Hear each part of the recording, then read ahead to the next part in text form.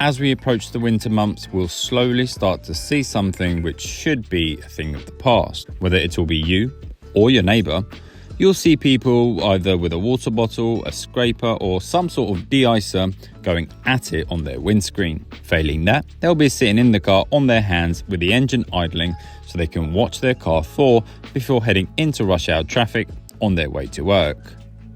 If you don't or haven't had experience with EVs or hybrids, Teslas and cars alike take care of that so you can spend the extra 10 minutes on things that really matter, like a good cup of coffee. Google tells me I'm a millennial. My dad makes me feel like I'm a computer wizard, but it was only when Gen Z arrived that it really opened my eyes and made me feel obsolete. Now I can barely put in a formula on Microsoft Excel. My son, who's only 2 years old, already knows how to swipe across on my phone. Generations are going to be important for this next part in the video. So before we dive right into the Tesla Model 3 performance, I'd like to share a quick story with you. About 2-3 years ago, I was in an office where I worked and I was speaking to an individual about 10 years younger than me. And we were having a debate about how many cars we believed to have been in London. He said a number, I said a number, and we couldn't agree. So I done what I've done for the last almost 2 decades, got my phone out, powered up Safari, typed in how many cars are in London, and in the 1.5 minutes or so it took me to get that information, he barely lifted a finger, and he simply just said, "Hey Siri, how many cars are in London?" We both got the exact same results, but we had very different methods. Now, society will have you believe that Gen Zs are quite lazy, they're afraid of hard work, and just generally like to cut corners. But the way I saw it was that they're efficient. Now, of course, I knew Siri existed, but I always thought of it as a bit of a gimmick and not something that I integrated into my day-to-day life. And truth be told, that is what Tesla represents for me. As we saw in the opening scene, no longer do I have to walk out the house with a bottle of water, an ice scraper or those de-icing sprays, or idle my engine for 5-10 minutes waiting for the car to heat up so I can defrost my windows. I can do all of that from the comfort of my bed and my phone whilst checking my morning emails. My phone is the keys to my front door as well as my car. I can pay for things using Apple Pay. So the only thing I need to leave the house with is my phone. Efficiency. I guess what I'm trying to say is having a Tesla isn't a passive ownership experience. It's something that you really need to buy into. It's something which weaves itself well into your everyday life when you use all of its benefits, all of its features in the way it was intended. Not only does it represent a new way of living, for lack of a better phrase, but it also introduces a new way of driving as well. In the last Model 3 video, I spoke about the one pedal driving. So in this video, I'm going to take it one step further and actually show you what it's all about. So the other day, I was in Berkeley Square and I drove all the way to the bottom of Finchley Road, which in terms of distance isn't that great. It's only about 5 miles. But for those of you who know the area, it's highly congested. There's lots of zebra crossings, there's lots of traffic lights, and there's lots of traffic. So you're forever on the brakes during that commute. But in the Tesla, I came close once and actually only applied the brakes once in that 5-mile trip. And the only reason why I had to do that was because the Lexus in front of me had to drop its anchors for an ambulance. So I drove 5 miles using only the accelerator. Now I appreciate that doesn't provide a lot of engagement in terms of driving, but that's not an enjoyable commute in my eyes. You want to be as relaxed, as comfortable as possible. I don't want to forever be just braking, accelerating, braking, accelerating, braking, accelerating. So for me, for that journey, that works wonderfully well. In terms of similarities to the average person, they'll find it difficult to distinguish between the standard and the performance. Boot space is identical at 682 litres, and you have about 20 to 30 litres up in the front. The usual Isofix anchors on the rear bench, a lack of transmission tunnel, and the screen for the rear passengers. The interior is very similar to the standard, bar the seats and some additional carbon fiber trimmings. But in this video, we're talking about a performance version of a car which I reviewed a number of months ago. And in that video, I wanted to go into great detail, give you as much insight as I possibly could, talking about some of the design features, i.e. the sun visor and the boot, as well as go into some important things such as the range, the tech, and the comfort levels. The challenge for me was to review the very same car, but this time with an insane button. Now, the WLTP figures stated for this vehicle is 328 miles with the 19-inch wheels. Now, this has got the optional 20-inch wheels, so it's likely to achieve much less, which rings about right because I charged this to 100% the other night and I got 299 mile range indicated by the computer on board. But of course, there are the WLTP figures. There's what the car tells you it's able to do, and then there's what you actually get from the car. So when I charged it to 100%, I also reset the trip computer, so by the end of the video I'll be able to tell you exactly what I achieved on a full charge, driving it quite enthusiastically. I've made no reservations with the air conditioning. It's always been on. In fact, I've preheated it a few times on a few occasions, and of course I've been playing around with the insane mode as well. So this is real world, real driving conditions, and there's been no effort made to try and squeeze more out of it than what it's able to do. So let's get into the what. We have a saloon which has over 460 brake horsepower and is dubbed the Performance.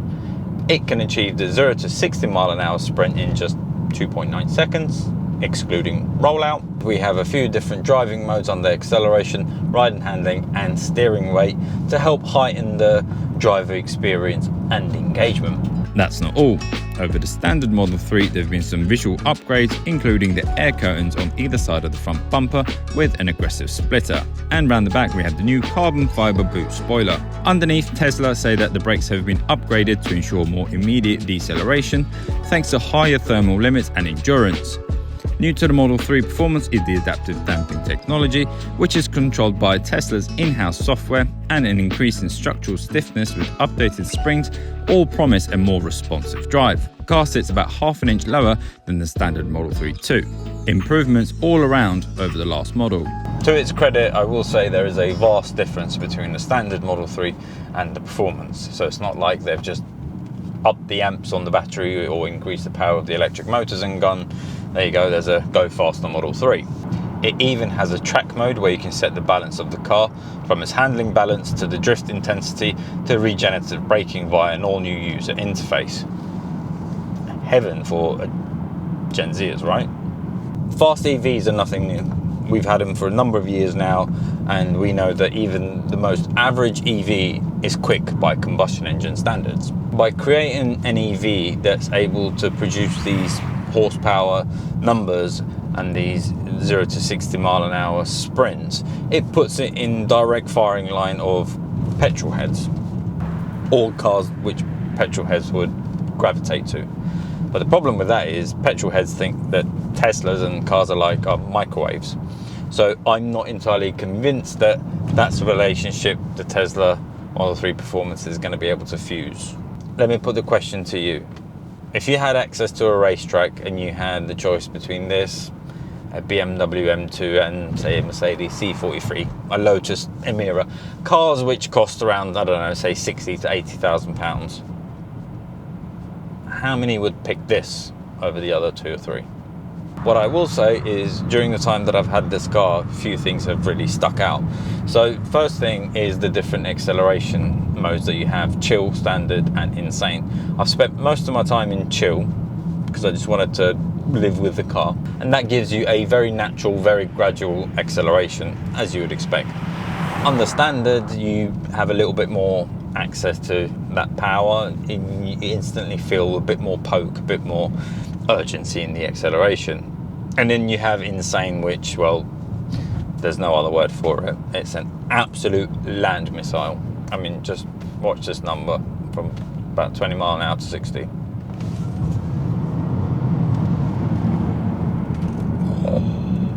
Like, it is no other word for it. It is insane, as it suggests.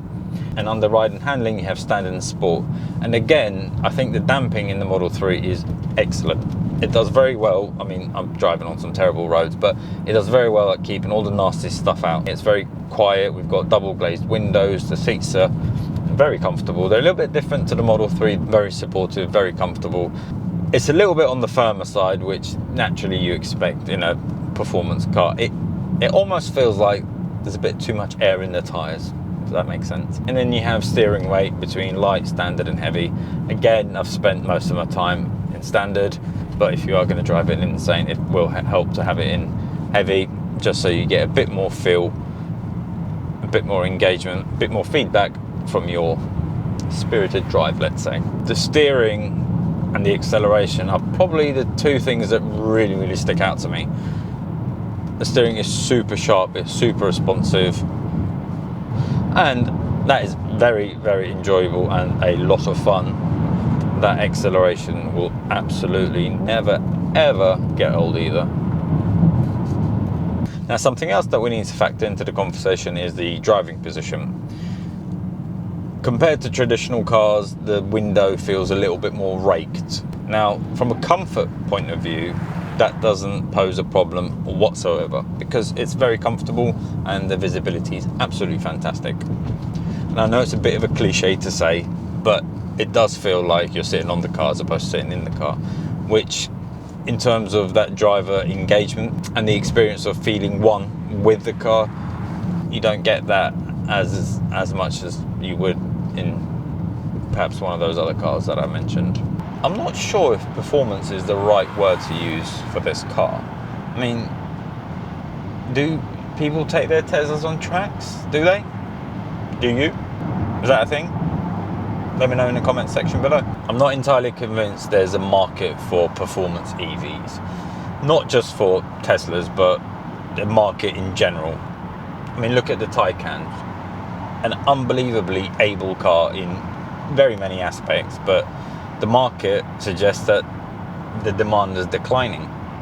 Appreciate they're in a different price point to this, which makes the Tesla a little bit more accessible to the masses. I was on Auto Trader last night and I was looking at the Mercedes EQE AMG 53.